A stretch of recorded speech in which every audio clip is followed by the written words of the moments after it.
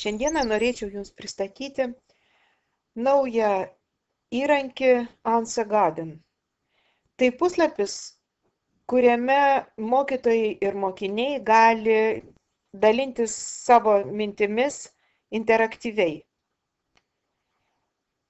Užduotis yra labai naudinga, kai organizuojamas darbas klasėje, pamokos pradžioje, pavyzdžiui, minčių lietus, arba pamokos pabaigoje, kai reikia apibendrinti pateiktą naują temą. Norėdami organizuoti savo veiklą naudodamiesi šituo puslapiu, visų pirma paieškos laukelyje internete surenkame adresą answergarden.ch ir jums atsivers toks langas. Norėdami sukurti savo atsakymų langelį, jūs turite spausti nuorodą Create an Answer Garden, reiškia sukurti savo atsakymų sodą. Ir atsivėręs langas jūsų paprašys užpildyti jūsų klausimą, į kurį galės mokiniai arba jūsų kolegos atsakinėti. Dabar šitame laukelyje jūs turite įrašyti arba temą, arba klausimą, kurį norite užduoti savo auditorijai.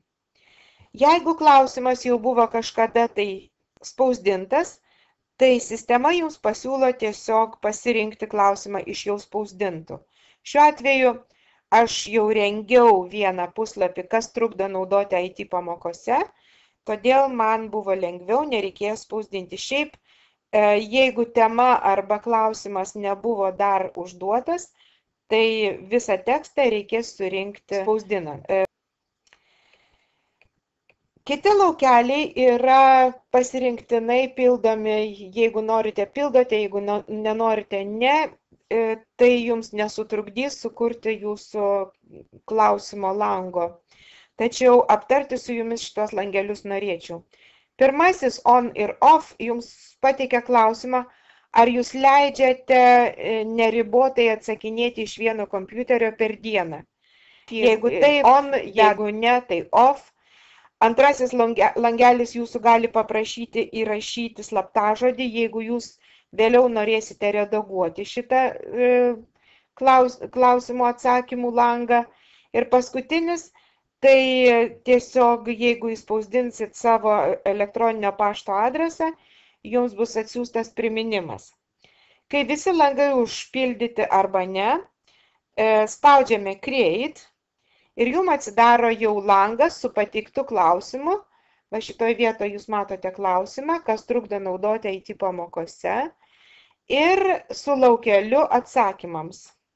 Grįžtant prie klausimo formulavimo, aš pastebėjau, kad dėja šita programa nepalaiko lietuvybės ir jeigu jūsų klausime bus lietuviškos raidės su nosinėm arba š, jums bus pateiktas tekstas šiek tiek iškraipytų vaizdu. Pavyzdžiui, jeigu mes grįšim prie prieš tai buvusio laukelio, jūs pamatysite, kad pas mane yra įspausdinti keli klausimai. Kodėl mokytojai vengia integruoti IT pamokose? Yra E raidelė. Arba kokius įrankius naudojate yra į nosinę. Taigi, jeigu aš įrašysiu su E raidele ir toliau eisiu sukurti klausimą, jūs pamatysite, kaip tekstas bus iškraipytas ir vietoj E jūs čia matysite klausiamąjį ženklą. Taigi grįžtam prie mūsų pirmojo klausimo, kas trukdo naudoti IT pamokose. Ir dar kartą primindama, kad lietuvybė nėra palaikoma, tai bus jums pirmas iššūkis, kai reikės suformuluoti lietuvišką klausimą be lietuviškų raidžių. Na, o kai puslapis jau yra sukurtas, viršuje adreso langelyje jūs pamatysite, kad adresas yra tiesiog papildomas kažkokiais papildomais ženklais ir išsiuntinėję šitą adresą savo kolegoms, sėdintiems prie kitų kompiuterių, neturi reikšmės, kur tie kompiuteriai yra, ar namie, ar klasėje, ar skaitykloje, ar kompiuterių klasėje. Surinkę šitą adresą, jie prisijungia prie vieno ir šito paties lango ir gali spausdinti savo atsakymus va šitame langelyje. Jeigu aš įspausdinsiu čia atsakymą, tarkim, aš sakysiu, kad tai yra laiko stoka, jūs matysite, kad apačioje keičiasi ženklų skaičius. Deja, ženklų skaičius šitoje programoje yra labai ribotas ir jūs turite surasti tokį atsakymą, kuris tilptų į 20 ženklų skaičių.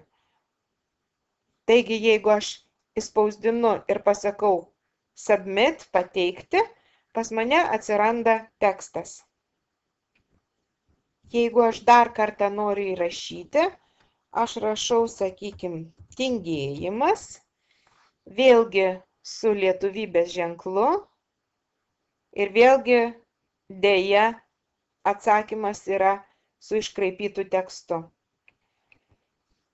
Tačiau tikriausiai tai nėra kliūtis, jūs galite paprašyti savo mokinių, kad jie tiesiog nerašytų lietuviškų raidžių, o rašytų vietoj šs, jei vietoj EE, nes esmė nėra žodžių taisyklingumas, bet esmė yra iš tikrųjų turinys.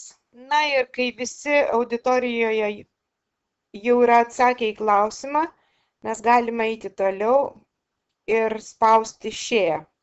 Jeigu paspaudžiam share dalintis, jūs pamatysite, kad sistema jums siūlo daug galimybių, kokiais kanalais, kokiose vietose jūs galite pasidalinti šituo savo sutvarkytų puslapiu. Jeigu spausime eksportuoti, tai jūsų paklaus, ar mes gausim tik tai klausimą, ar klausimą su atsakymu. Galbūt mes gausime skaičių, kiek atsakymų yra pateikta. Jeigu spausime views, jūsų bus paprašyta pasirinkti, kokiu formatu jūs norite matyti šitą puslapį. Ir paskutinį, ką norėčiau paminėti, administruoti. Kai paspausite administruoti, jums atsivers labai panašus langas, kurį mes jau matėme, kuriame galima keisti klausimo struktūrą, redaguoti klausimą. Galima vėlgi keisti galimybę riboti klausimų iš vieno kompiuterio per dieną atsakymų skaičių. Ir prieš išsaugant šitą puslapį, jūsų bus paprašyta patvirtinti slaptažodį, jeigu jūs jį pasirinkote pradžioje. Ir tokiu būdu mes išsaugome ir mes turime štai tokį vaizdą. Man sistema tiesiog priminė, kad aš nebuvau pasirinkus slaptažodžio, o dabar jį spausdinau. Ir jūs dabar atspausdinę arba surinkę viršuje esantį adresą, visada rasite tą patį vaizdą, kokį ir išsaugojote. Tai štai toksai yra įrankis Answer Garden.